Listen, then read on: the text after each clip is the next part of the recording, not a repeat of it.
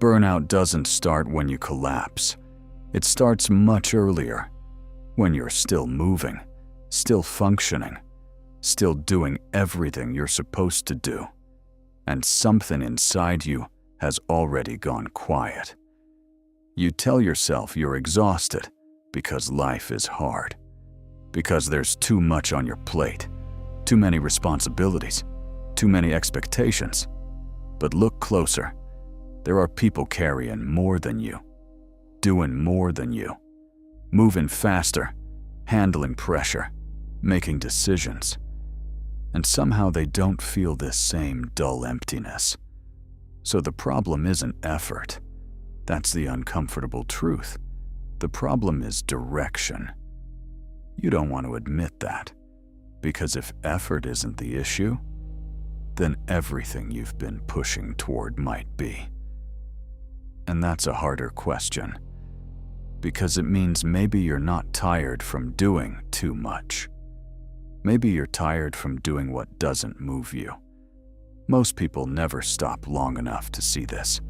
They assume fatigue is a signal to push harder, more discipline, more routines, more control over time, over habits, over themselves. You tighten everything. You optimize your mornings. You plan your days. And for a moment, it almost feels right. But then something strange happens. The more you push, the heavier everything becomes. You wake up, and nothing is obviously wrong. No crisis, no disaster. But something is off. Quietly off. There's resistance in your body before your feet even touch the floor. You reach for your phone, just for a second. Then another minute. Then 10. Not because you're lazy, but because starting feels wrong. You hesitate before simple things, replying to a message, opening your laptop, beginning the task you've done 100 times before. You think, what's wrong with me? You call it procrastination. You call it lack of discipline. But that's not what it is. It's friction. A subtle, invisible resistance between you and the direction you're moving. Like walking forward with a weight tied to your chest that no one else can see. And the more you ignore it, the heavier it becomes. You've been told motivation should feel like force, like willpower, like pushing yourself through resistance. But real motivation doesn't feel like force. It feels like movement, like something ahead of you is pulling you forward, not something behind you pushing you to keep going. And when that pull is missing, everything changes. Tasks don't feel like steps. They feel like burdens. Progress doesn't feel rewarding. It feels empty. You finish something, and instead of relief, there's just silence. No satisfaction. No energy. Just the next thing waiting. And you keep going. Because from the outside, everything still looks fine. You're productive. You're consistent. You're doing what you're supposed to do. People would say you're disciplined, focused, reliable. But inside, there's a quiet resistance growing. A voice that doesn't scream. It just pushes back. Not against effort, but against direction. And you ignore it at first. Then you override it. Then you numb it. Until one day, even small things feel heavy. Even simple decisions drain you. Even progress feels like something you're carrying, not something you're moving through. That's when you call it burnout. But burnout didn't start there. It started the moment you kept going, in a direction that wasn't yours. You think burnout comes from doing too much, but it often comes from doing what was never yours. At first, that idea feels uncomfortable because it challenges the story you've been telling yourself. You say, I'm just overwhelmed. I just need rest. But there's a quieter question underneath that. What if it's not the amount, but the alignment? Look at your day. Not the version you planned in your head, but the one that actually happens. The one that pulls you in before you even notice. Messages, notifications, other people's expectations pressing in without asking. You don't choose them, but they shape everything. From the moment you wake up, your attention is already taken. You reach for your phone just to check something small, a message, a notification, something harmless. But now your mind is somewhere else, and you haven't even fully arrived in your own day. Most people don't actually start their day. They don't decide where their attention goes. They don't pause. They don't choose. They don't claim it. They get pulled into motion, like stepping into a current that was already moving.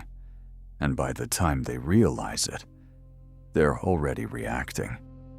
And when your life is built on reaction, your energy becomes unstable. You think you're tired because you're doing too much. But it's not just effort that drains you. It's the constant switching, the lack of control, the absence of direction. You're not moving forward. You're being moved. So you tell yourself you lack discipline. You think, I just need to focus more, be stronger, be more consistent. But that's a misread. It's not discipline that's missing. It's ownership. Ownership of your time. Ownership of your attention. Ownership of what you actually want versus what you've been absorbing. And without that ownership, everything feels forced. Even the smallest things feel heavier than they should. Even things you once wanted start to feel distant. You sit down to do something that used to excite you, and there's hesitation. Not because you're lazy, but because something inside doesn't fully agree anymore.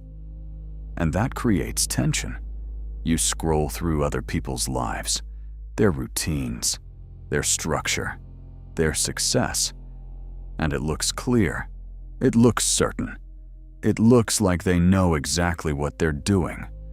So slowly, without realizing, you begin to adjust. Not because you made a decision, but because it feels expected. Because everyone else seems to be moving in that direction. Because it's easier to follow something visible than to face something uncertain. And now you're chasing something that doesn't belong to you. It looks right. It sounds right. It makes sense on paper. But something feels off, and you can't quite explain why. That's the internal conflict you try to ignore, and your system knows it. Before your mind admits it, your body already feels it. That's why there's hesitation when you try to start. That's why there's resistance in simple actions. That's why you feel tired, even when you haven't done much yet. You think you just need a break. You imagine rest will reset everything. And for a moment, it does feel lighter. But then, you return to the same structure, the same expectations, the same chujaya cell. And the weight comes back, not gradually, but instantly. Because the problem was never the effort. It was the direction you kept returning to. A Viking didn't wake up asking how to feel motivated. That question wouldn't even make sense to him. He didn't scan his emotions to decide if the day was worth starting. He opened his eyes and already knew where he stood. Not perfectly, not comfortably, but clearly. You think Vikings were driven by chaos, by impulse, by raw force. But that's the illusion. Underneath the battles and storms, there was structure. Not rigid rules written down, but something internal. Something stable enough that even chaos had a place to land. 3 things. Always. autonomy. A Viking chose his path. Even under a leader, there was still decision. A conscious step into risk, a quiet agreement with consequence. He didn't say, "I had no choice." He said, "I step into this, knowing what it cost." You think you're free, but pause for a second. How much of your life is actually chosen? Not influenced, not expected, not inherited. Chosen. You wake up and follow a structure that was already there. Check messages. Answer what's urgent. Move through what's required. And by the time you notice, the day is already decided. You didn't choose it. You entered it. And here's the reframe. Freedom is not having no constraints. Freedom is knowing which constraints are yours. Because if your time isn't yours, your energy won't be either. Mastery. A Viking didn't chase quick results. He didn't expect transformation to feel exciting every day. He trained, repeated, stayed. Not because it felt good, but because it was necessary. There's a moment, quiet, almost invisible, where repetition becomes identity, where doing the thing stops being a decision and becomes who you are. But most people leave before that moment arrives, because it's slow, because it's silent, because it doesn't reward you immediately. You think motivation creates action, but that's backward.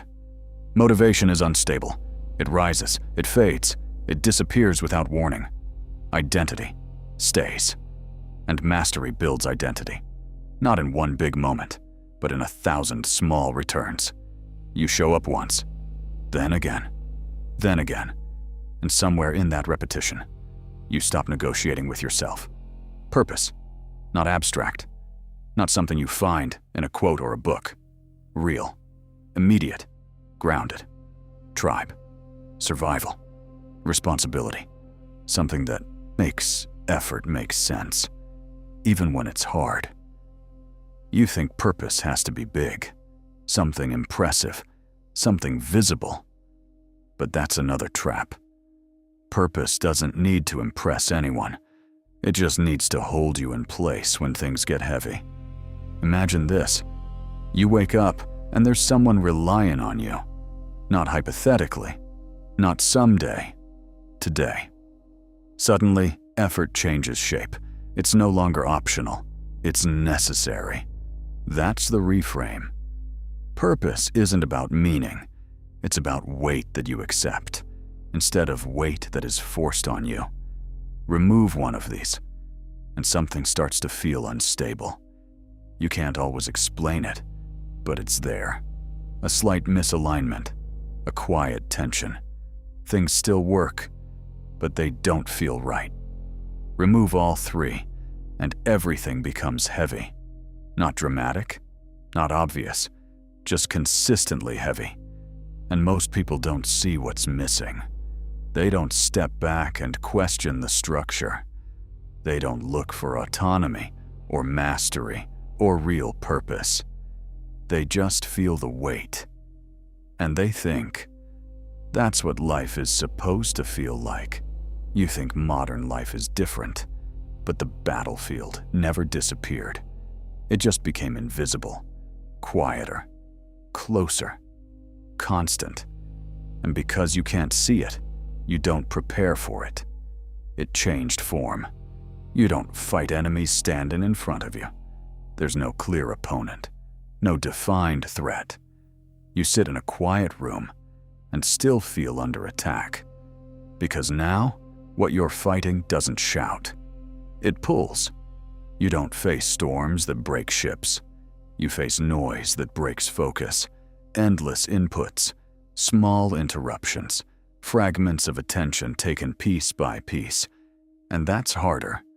Not because it's stronger, but because it doesn't look dangerous. There's no signal that tells you to resist. No moment that feels like a fight. Just one notification. Then another.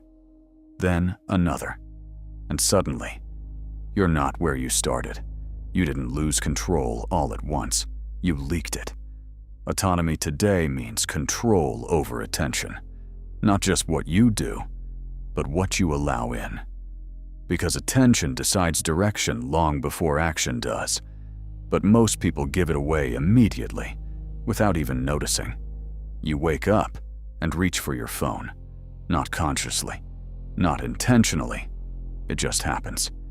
And in that small moment, the day is no longer yours. Messages, updates, demands, other people's priorities entering your mind before your own. And you respond, you react, you adjust. Then later, you wonder why everything feels forced. Here's the reframe. It's not that your tasks are heavy, it's that your attention is already exhausted before you begin. Mastery today is avoided, not because people don't want it, but because everything around you teaches you to skip it. Fast results, quick feedback, immediate reward. You start something new, and it feels exciting at first. There's momentum, there's curiosity, but then it slows down. It becomes repetitive. And that's the moment most people leave. You tell yourself it's not for you, that maybe there's something better, something easier. But that's the internal conflict. You're not leaving because it's wrong. You're leaving because it's deep. Because discomfort is where depth begins.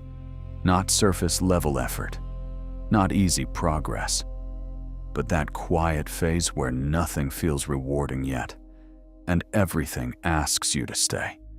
You think you need motivation to continue. But motivation doesn't come before that moment. It comes after you move through it. You're not lacking motivation. You're avoiding the conditions that create it. Purpose today feels unclear, not because it doesn't exist, but because everything around you feels optional, flexible, replaceable, reversible. You can change direction at any moment. Leave, switch, restart, and it feels like freedom at first. But over time, it removes weight. And without weight, nothing holds, nothing anchors, nothing demands anything from you. So nothing feels meaningful, even when it should. You wake up and think, I'll start when I feel ready, when it feels clear, when it feels certain. But readiness never arrives on its own. Certainty doesn't appear before action. It grows from it. So you wait. And while you wait, nothing becomes yours. No path, no identity, no direction that you can stand inside. And here's the truth most people don't want to face. Without something that is yours, your energy has nowhere to stay. It rises and disappears. It starts and fades. Not because you're weak, but because there's nothing holding it in place. You don't fix burnout by stopping. That's the instinct. To pause, to step away, to disappear for a while. And for a moment it works. You feel lighter, quieter, almost like yourself again. But then you return, and the same weight finds you. Because the problem was never movement, it was direction. So stopping only delays it. Shifting changes it. Start with one thing. Not everything. Not a full reset. Just one point where you take something back. Autonomy. Take a part of your day and make it yours. Fully. Without negotiation. No input. No messages. No reacting to what appears. Just you, deciding what happens in that space. It might feel strange at first. Uncomfortable. Even empty. You'll reach for your phone without thinking. You'll feel the urge to check something, to respond, to reconnect. But stay. Because this is the reframe. Control doesn't feel powerful in the beginning. It feels quiet. Even 1 hour. 1 hour where your attention is not taken, but directed. And in that hour, something stabilizes. Not dramatically, but noticeably. Like the ground under you becomes solid again. Then mastery. Choose one thing. Not 10. Not a list. one, and stay with it longer than you want to. Not until it feels good, but especially when it doesn't. When it becomes repetitive, when it slows down, when it loses its shine. This is where most people leave. They think boredom is a signal, a sign that something is wrong, that it's not for them. But that's the misread. Boredom isn't the end of interest, it's the edge of depth. There's a moment, quiet, almost invisible, where you want to stop. You think, this isn't working, I should switch. That's the internal conflict, comfort pulling you away, growth asking you to stay. Stay. Because on the other side of that, something changes. Not instantly, not dramatically, but you begin to feel less resistance, less negotiation, more continuity. Then purpose. Not something abstract, not something you invent to sound meaningful. Something real, something grounded. Ask simple questions. Who is this for? What does this build? Why does this matter? Don't search for perfect answers. Search for honest ones. Because honesty anchors, even when clarity doesn't. Now take one goal, just one. Not your entire life, just something you're currently moving toward. And look at it differently. Is it yours or borrowed? Did you choose it or absorb it? You think it's yours, but trace it back. Where did it come from? Does it build something inside you, or just prove something outside? Does it grow you, or only exhaust you? Does it move you forward, or keep you performing? If something feels off, don't ignore it. Don't override it with discipline. Don't push harder into the same direction. Change direction. Because here's the truth most people miss. Discipline without alignment feels like pressure, like constant force, like dragging yourself forward. But discipline with alignment feels different. It's still effort, still work, still repetition. But there's less resistance, less internal conflict, less need to convince yourself to continue. And once you feel that shift, even slightly, you'll recognize it. Not as excitement, not as motivation, but as something quieter, something stable, and you won't need to force yourself anymore.